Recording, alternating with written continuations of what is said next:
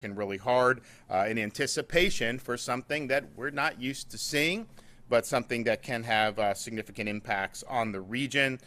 We do expect to see a mix of snow, sleet, freezing rain, or any combination thereof throughout North Florida today and into Wednesday morning. I think you're probably already seeing stuff in Pensacola now. The conditions are going to deteriorate here in Tallahassee probably within the next couple of hours. We are expecting snow in many parts of North Florida.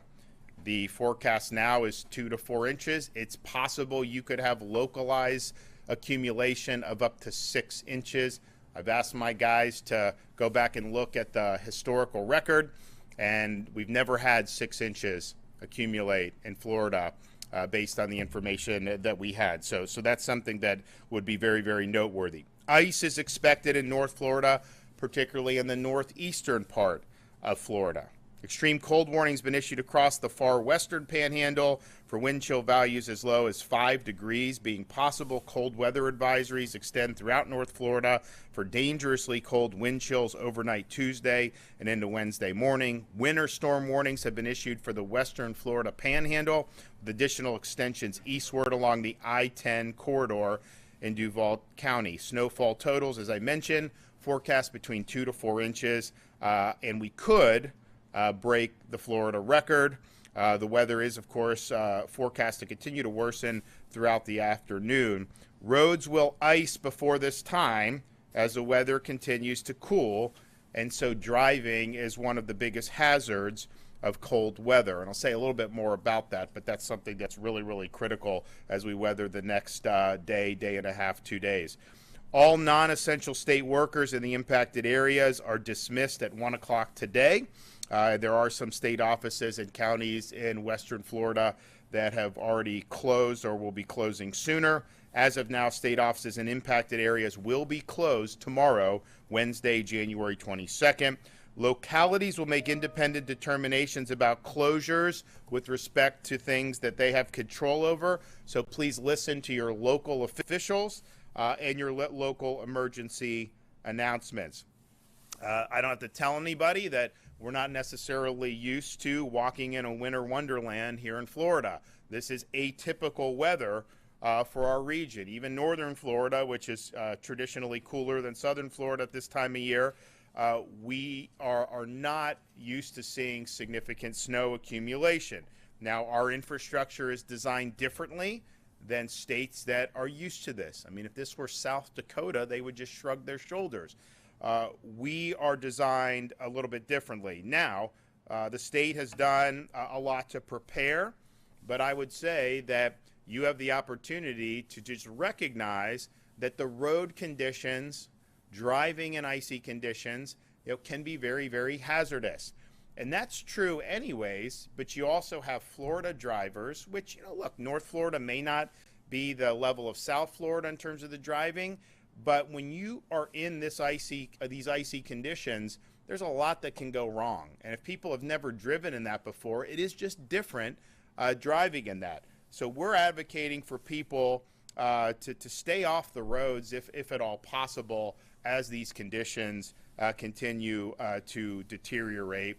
When we've had these freezes in the past, we have had some significant mishaps. I know 2012, 2018, that was before I was here, but there were some serious mishaps.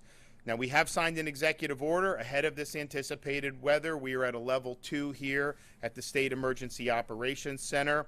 We're going to continue to work. Now, the Florida Department of Transportation has identified priority routes along I-10 and I-75 in North Florida. They've reviewed them for possible concerns like leaning trees, low electric lines. These are going to be priority corridors for pre-treatment and de-icing if necessary. FDOT did begin the pre-treatment of state-owned bridges, so over 600 bridges in the affected region for ice on Monday, and they have sprayed them for ice. They continue to renew the spray throughout the day between the rain events. Over 250 Florida Department of Transportation team members and nearly 200 pieces of heavy equipment stand ready to support with pre-stage items including de-icing chemicals, 11 snowplows, believe it or not, in the state of Florida. We're mobilizing snowplows. 120 truck spray rigs to distribute de-icing chemicals on roadways. 25 spreaders to distribute de-icing chemicals on roadways. Generators standing by for traffic signals as needed, and other heavy equipment including skid steers, tractors, front-end loaders, and chainsaws. Efforts are being made to prevent freezing on movable bridges by warming gearboxes and ensuring the ability for additional bridge movements if needed during extreme cold. 40 heavy equipment items have been deployed from Central Florida to assist with operations across the northern part of the state. FDOT is working with Alabama and Georgia Department of Transportation to coordinate de-icing of shared bridges, particularly at state lines, to ensure safety and functionality. Rest areas and welcome center facilities have implemented winter weather plans and appropriate protocols to make sure those facilities remain functional. Way stations have increased staffing levels to ensure operations remain functional on our roads for commercial travel for as long as possible. FDOT Rangers have expanded overnight patrol service with a flexible approach to repositioning teams based on need across North Florida. Now, as of right now, all airports are open and operational. However, each airline determines cancellations for the flights that they are doing, and there have been cancellations that have already been issued, and we anticipate there likely will be more cancellations. And so if you're planning to fly into North Florida or fly out of over the next day, that could be something that the airlines will cancel. So just stay tuned on that, but anticipate that could happen. Several school districts across the Panhandle and Big Bend have also announced school closures in anticipation of dangerous weather conditions. For more information on school closures, go to fldoe.org/storminfo. Some counties are opening cold weather shelters. Now, it's possible you can have interruption in power. People should know that that's a possibility. I think Kevin will say a little bit more about it. We don't anticipate there being massive power outages on like a hurricane scale. I mean, we had 4.2 million without power at one point, cumulative from Milton. This would likely be a little bit more localized, but when you have freezing temperatures, you have problems with lines. Obviously, if the transmission is interrupted, you could have an interruption in service. So people should just be prepared for that. If you want to see if your county has a cold weather shelter open, go to floridadisaster.org/counties for updated information. Now, as for preparing yourself in your home, we are encouraging residents follow the 5 Ps of cold weather safety. These are not things most people in this state are probably familiar with, especially if you've never lived up north before. One is protect people. You wear multiple layers of clothing to keep warm, hats, gloves, scarves, thermal socks. Just assume that you may have an interruption of heat. If you don't have heat, then obviously that's going to be even more significant. Protect pets. If you are cold, they are cold. Bring your pets inside during cold weather or ensure they have proper shelter and warm bedding if kept outdoors. Protect pipes. Insulate water pipes in unheated areas and let faucets drip slightly to prevent freezing during cold spells. Protect plants. Bring your favorite plants indoors or cover them up with sheets or blankets so they don't freeze. Practice fire safety. Use space heaters safely. Don't use fuel-burning devices such as grills indoors. Now, I mentioned that we could have power outages. Resources are available. We're in contact with the utilities, both the investor-owned utilities as well as the co-ops. People are ready. If there is a need for more, we'll be able to facilitate that aid. I mean, similar to what we do during a hurricane, not the same pre-staging in terms of the massive numbers because we do anticipate it to be localized, but there are additional resources available if they need to mitigate power outages. So I would stress again, if you're in North Florida, you're to see throughout today, we anticipate tomorrow, whatever comes down is likely going to stick and stay throughout the day because we don't anticipate the temperatures getting warm enough to melt whatever is left behind. So you're likely looking at on Wednesday a snowy or icy day.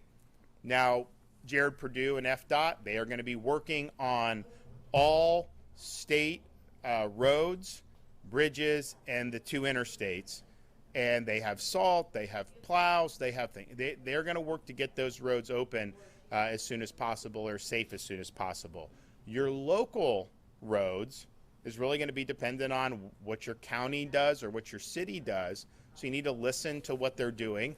If they're not doing anything to clear it or mitigate it, then that's another reason to stay off of those local roads. And so for the rest of the day today and throughout tomorrow, it's not advised to go out and be on these roadways. We've got a lot of assets standing by for the state portion of this, and they will deploy those, and they would do a good job. But you are going to have a period of time where there's going to be hazards. So avoid any mishaps on the road. And I can tell you, as somebody that was born and raised in this state, that had never seen snow in this state, when you're in that environment and you're driving, if you're used to driving in Florida, it is different. When you do the brakes, there's all these things. You can skid, you can slide. So just be very, very careful. And if you don't need to be out, just stay indoors and let it all. And it'll get taken care of. It's gonna get a little bit warmer. I mean, it's still gonna be pretty cold, but it'll be warm enough eventually for all this stuff to melt away. So stay informed. Monitor weather alerts for cold weather warnings. You can follow Florida's state emergency management response team. Twitter is at FLSERT. We also have, of course, FloridaDisaster.org. I want to thank the folks on our team, Jared Perdue, Kevin Guthrie, other folks who, when we saw that this was coming, whenever they started having the news of it a week or two ago, said, all right, what's the deal? What do we have for salt? What do we have for this, all this? And you've seen a lot of resources mobilized. So I thank them for doing that. This is not typically the type of disaster or emergency situation that we're used to responding to. But because of that, we're taking it seriously. And as I said, if this were South Dakota or Minnesota, this is probably something that they're just used to all the time. Not something that we're used to having in the state of Florida. So we're taking appropriate precautions. Kevin? Thank you, Governor. Picking up where the governor just left off, emergency management agencies were there to prepare. And as the governor said, over the last 10 days, we have been preparing. We're now in response phase, and that is getting resources out, deployed where they need to be, getting there ahead of this event arriving. And then as we move into tomorrow and on, we'll then be in that recovery phase. So we'll do, the Florida Division of Emergency Management is the best in the country at doing that, and the Florida State Emergency Response Team will assist us in getting that stuff done. Again, thank you, Governor, for your leadership and your constant dedication to helping support me get the team ready. I'd like to start by giving a few updates on the incoming cold weather. The governor has gone through a lot of these, but I'm going to go ahead and reiterate them. Yes, snow. Nobody would have ever thought that coming out of our voices, that we'd be preparing for a snow event, but here we are getting ready for that as it's becoming an increase likely across North Florida. On the map up here we have for you guys, wanted to make sure that we pointed out, if it's in pink, that's going to be the winter storm warnings. That's your snow and your wintry weather mix. And then you could see some things as far down as Central Florida, the I-40 or the State Road 40 corridor. We did not list county by county in this particular executive order, and the reason we did that is we knew that this was going to be a widespread event. We also knew that if we have to bring resources, those resources are obviously going to have to come from South Florida. So we wanted to make sure that the governor, the state emergency response team, and myself had full access to the range of resources statewide to bring into this particular disaster. We've been conducting calls with all Florida counties. We've done several of those over the last couple of days. We have met with, as the governor's already mentioned, the independent-owned utilities as well as the Florida co-ops. I spoke with the executive director of the Florida co-ops this morning, Mike Borkland. I am concerned. You will see on some other graphics that we have, there is a significant possibility of receiving a 1/4 inch to a 1/2 inch of ice in areas that are serviced by Tri-County Electric, the Swanee River Valley Electric, Clay Electric utilities. Those are co-ops, and we wanted to make sure that we are ready to assist them with whatever it is that they need. Most likely, as the governor mentioned, it's going to be isolated power outages, lines that have snapped. We will be able to backfeed power into some of those areas, But to get those lines back up and running, we do have crews ready and standing by to get that done. It's not 54,000. We don't need 54,000 for this evolution, but we do have crews that are standing by and ready. Roads will become icy and dangerous. There is not a may to that. They will become icy and dangerous. We want people, as the governor has mentioned, stay indoors. If you do not need to be on the road, do not be on the road. If you have to be on the road, make sure you're utilizing low speeds. Make sure that you know how to drive in these conditions. If you don't, it might be better just to walk. So please, please be careful. Keep up to date with your local weather forecast. Mobile, Alabama, National Weather Service, Tallahassee National Weather Service, Jacksonville National Weather Service will be your primary go-to locations for weather on this particular event, and then obviously your local weather stations. So please make sure you keep up to date with those local weather forecast watches and warnings. Some counties and schools have issued closures in preparation for the expected weather, and some cold weather shelters are opening in some counties. That is going to be a county by county, as it is in every single disaster. Sheltering is a function of county government. They will be the ones that will open those up. Please visit your local county emergency management website to determine if you have a cold weather shelter open in your county. Now, the state of Florida does stand by ready to assist if counties need assistance with those cold weather shelters. But again, that is a function of local government. Be sure to visit floridadisaster.org/counties for county-specific information. If you need that website, we have that listed on our website. As again, the governor has mentioned, the Florida Department of Transportation has been working for days and nights to get this ready. They worked, they had over 200 personnel that were working all night long last night, and still have hundreds of people out checking those bridges. For the latest on their information, again, 511.com is the best place to go and get that information, or the 511 app. So please make sure you're doing that. Again, as counties with cold weather sheltering should have information being prepared on their social channels and on their county websites. We retweet, we repost most of those counties. You can follow us at FLSERT, or again, follow your local county social media application for those things. Again, Governor, thank you so much for all you do for the Florida Division of Emergency Management and Florida State Emergency Response Team. So as Kevin said, just expect hazardous conditions. These conditions we're not used to in Florida. There's going to be a lot of people that have never been in conditions like this on the road. I remember driving my pickup truck in Boston, Massachusetts, and like I'm in my 20s, and like you hit and you just skid, and it's like, okay, this is different, and you learn how to kind of do that. But if you're out there now thinking like you can just power through it, I mean, there will be accidents, and we don't want that to happen. It's avoidable. These guys are going to work very hard. I mean, I can tell you on the interstates and on the state roads and bridges, these guys, they've got massive resources. They're going to get after it. We're not just going to sit here and want things to close. I mean, some of these roads may be closed. I mean, you have to listen. FDOT will put out things. Local officials may put out things. Some of that stuff could happen. But let's just be smart and be safe. On the other hand, this is something, like I think about like my kids, this is something they'll remember 40 years from now. Like I was there when we got 5 inches of snow in northern Florida. And so it could be something that people go, they're safe, and then they have a memory about it. Right? So it's possible. And if we set a record, people always remember winter of 2025, Florida hit 5 inches, or whatever the possibility is. It's not going to be sustained 5 or 6 inches, but it could hit that in certain areas. So that could be something that you look back fondly on, but only if you're making smart decisions and not pushing the envelope on the road. So thank you. Any idea what time people should be off the road? Facing with the snowstorm. Excuse me? Talk about the infrastructure challenges that you guys are facing. Well, just as I mentioned, when we build infrastructure in Florida, it would be foolish for us to build it around snowstorms. Just it's not what we have.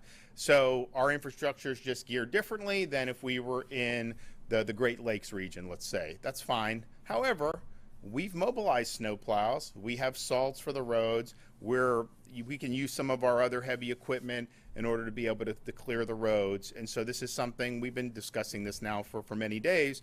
This is something that you have seen a mobilization. We tend to work quick in Florida, and so we are putting a lot of resources to bear to make sure that these roads are safe as possible. Has Has the state been helping the localities in trying to get some of this infrastructure? Like, I don't know if Tallahassee has plows or salts or whatever, if you're using beet juice. So, we learned a lot from the last set of snow events. We've learned a lot all the way going back to, I think it was 1989, when there was something that hit Jacksonville. We have been building capability and capacity over the last 2-3 decades. More recently, I think it was Jared Perdue was saying either 2014 or 2018 when we had to shut down the bridges over the Apalachicola and Chattahoochee rivers. We have taken steps this time to prevent that from happening. Not saying that we're not going to have temporary closures, but we are doing everything we can, and we have built that capability and capacity so that we have more snowplows. We did not have that back then. We did not have the pre-treat solution that we have on the roadways now. So we have learned a lot from that last situation, and we're ready to respond to that. Do I think we're ever going to get to a situation in Florida where we have hundreds of snowplows and all kind of de-icing equipment and things like that? No, I just don't necessarily think that that's a good investment in our infrastructure, because we only deal with this once every so often. And when we do, just like it's going to be this situation, we're talking about 20 to 24 hours. So I think with taxpayer dollars, it's much smarter to have a more thought out, smart, effective response. For example, we're pre-staging a strike team of rescue units on the other side of the Apalachicola River so that we can help beef up that ambulance response time if those physically constrained counties west of the Apalachicola River need them. We're doing things like that make smart investments as we respond to this particular incident. Just keep in mind that whatever your locality has or doesn't have, I mean, those roads, we may have the state roads and the interstates cleared quick. It's possible, right? I don't know. We're not necessarily micromanaging everything they're doing to clear their roads, but just know that those roads could be hazardous, maybe even starting now in Pensacola area, but certainly throughout this afternoon. And then tomorrow, you are just going to have accumulation. There's going to be ice, there's going to be snow. We don't think it's going to be warm enough for that to really melt. So that'll be there. Now, our guys for FDOT are going to focus on the state bridges and state roads and the two major interstate thoroughfares. But be very cautious when you're going on some of these local roads, because you don't know if they may not have been treated at all. They may not have done any plowing. They may not have done any salting. And yes, it's not like they should be stocking up on. I mean, your municipality or a county, you have limited budgets. You got to make decisions. For them to be stockpiling snow plows for a once in a decade type thing, that's not the smartest thing to do. So it's not a failing at all on there, but it just may be the case that over the next 24 hours that some of those roads, may continue to have accumulation in excess of what some of the state is. Any advice when people should plan to be off the roads? Kevin, do you want to? Yeah. So the timing is gonna vary, and I wish I had the slide up here in front of me right now to show you, but it obviously, as the governor just mentioned, we know that we have snow on the ground in Mobile, Alabama. That is happening. That's gonna continue to work its way into the state. Most likely, as we're talking right now, we've probably got snow starting to fall in Pensacola, Escambia County. So it's gonna progress all the way across the state. Much like when we have a hurricane, there's gonna be front with this, and we will make decisions based on that. Again, we make the decisions on the government office closures for the state of Florida, but local counties will make those decisions on when they want people to stop driving in their areas based on that arrival of that wintry precipitation mix. So for this general area, National Weather Service Tallahassee is calling for somewhere between probably 3 and 5 tonight. So that's why the decision was made here in Tallahassee, for us to let individuals that are in state government go home at 1 o'clock today and get those people home, off the road, and safe. Then, as the situation gets better, what we're telling our staff, again, State Emergency Response Team will be here with personnel throughout this event. But as our staff feels safe to get back to the EOC based on conditions that they're synthesizing in real time. And I know this was mentioned yesterday. I'm going to go off topic here for just a second, Governor. I know yesterday the president said something about using common sense. Well, we want people to use common sense about getting back to work. So we're going to ask for people to use their own common sense about if there's no ice on the road and conditions are safe to do so, then by all means, get back here to the EOC or get back here to your jobs. We're going to give our employees, we're going to give people that ability to use that common sense. So that's what we're asking people to do, but it'll be phased in. You will not see protective actions like you're seeing at 1 o'clock today at 1 o'clock in Jacksonville, Florida. That'll be probably later this afternoon to the early evening. For Kevin Guthrie, actually, have you spoken to President Trump or his team about leading FEMA? Well, I mean, look, if you're going to do, FEMA needs a lot of work. But if you're talking about emergency response, where would you go? You would come here to Kevin because, he's done it better than anyone. And so I don't know what they're going to do, but clearly we have a body of work here where major debilitating disasters are handled in ways that a lot of people didn't think were possible, even 10 years ago, and compare us with some other states on how some of this is done. And so Kevin has done very well on that. And I'm sure they'll make a decision shortly, but I don't think you could ask for anyone better. Now, I told him, I was like, I don't really want to lose you, but I want people to go on to do bigger and better things, and so that's totally good, and I'm very supportive of that. But just understand, if you get there, we are going to be hectoring you for change. We do not want to run the same playbook we've been running. Block grant us money, let us run with it. And I don't think anyone would appreciate that approach more than Kevin, because he's been here at the state level managing this stuff. Growers. I know this is predominantly North Florida, but obviously there's still some concern out there for anybody who's in the sort of north central region. Well, it's interesting because there's more citrus north than there was 10 years ago, so they're going to probably get, I think, in kind of the central part of the state. I spoke with some of the folks down in Hillsborough County, like Plant City, about that. They think it's probably going to be okay. They have a very good harvest this year. I'm going to the Strawberry Festival again. I think it's going to be really good. Now's the time to buy those strawberries. I think you're going to see some good stuff. So they're all just kind of bracing, but some of those folks in that region are still reeling from Milton to a certain extent. The strawberry guys are doing well. They've got great crop. But that whacked a lot of people. So that's that. But I do think it's probably Central Florida. I don't think it's going to be sustained cold enough from what they're telling me to do interruptions. Things north, you can see difference. Is that you think that's accurate? Absolutely. Yeah. Have you spoken to the Speaker or Senate President about special session now that the President's executive orders are out? I anticipate doing that. I was up at the inauguration yesterday. We got back last night. We've been really working this issue now, and we're going to see it through. Obviously, I don't know if those guys are in town. They were scheduled to be, but because of the weather, so we're going to do. But clearly, if you look at those executive orders, there was a lot of really good ones, but the immigration, this is really strong. And the president came out of the gate very committed. And I've been saying this was going to happen because, I've been talking to him about it. We've been talking to their staff. So we knew that they were going to come out really strong. And now it's happened. President mentioned in his speech that, the states need to be on board here. I think you're going to see them go after sanctuary jurisdictions. I know that was in one of the orders, and hopefully in the budget process as well. But here in Florida, we lead in Florida. We don't wait. We don't wait to see what the political temperature is. We get out, we lead, we get the job done. We have an opportunity. All right. Florida Governor Ron DeSantis, and officials briefing us all on the weather condition, the preparations being made across our state of Florida. We heard from Governor Kemp of Georgia a little bit earlier, talking about all the preparations in Georgia. You'll be able to hear full comments. Now that the governor is no longer really addressing the weather, I want to talk about that, but his full comments, of course, will be available right now when you go to First Coast News Plus if you want to continue that stream. Now, before we get back to First Coast Living, let me address some of the things, some of the timing that we're talking about when it comes to the winter weather. We've got the winter storm warning. So today from 7 p.m.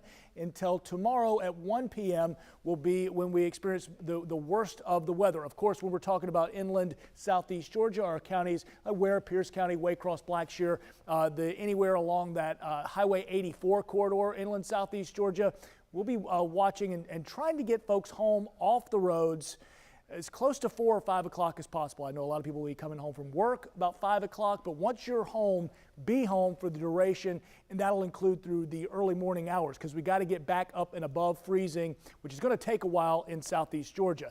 A winter weather advisory for St. Johns County and eastern Putnam County. Not quite as serious as the winter storm warning, but still a wintry mix is possible. That's going to go into effect at 1 a.m. Wednesday morning, so overnight tonight till about 10 a.m. That's when driving will be most treacherous. The big system now, already beginning to dump some snow in the far western edges of the Florida Panhandle, but notice the snow has dipped south of I-10 from Mississippi, Louisiana certainly, but Mississippi over into Alabama. Extremely unusual. All right, so unprecedented type snowfalls here where we could see record-breaking snowfall for parts of for Mobile, Alabama, coastal Mississippi. New Orleans is seeing some massive snowfall. So you look upstream to see what's coming downstream. All right, so human nature and living in Florida for a long period of time, you think to yourself, can we really get snowfall rates here? We have to think back to 1989, we got 1.9 inches. You think back to 2018, we had some flurries, but then accumulations up in inland southeast Georgia. This is a different kind of snow system. I think more accumulations inland southeast Georgia, some flurries certainly possible in northern Duval, western Nassau County, and out the I-10 corridor towards Lake City. So we're going to think about that when it comes to our driving. We're going to get to our warm spot tonight and really stay put until we get to about midday tomorrow when things begin to thaw out. We've got so much to talk about. I want you to have the First Coast News Plus so you can stream our forecast constantly. The First Coast News app will send you push alerts, and we'll, of course, see you in about a half hour's time at noon. In the meantime, we got to join our friends at First Coast Living right after this. This has been a First Coast News On Your Side special report. Always streaming on First Coast News Plus.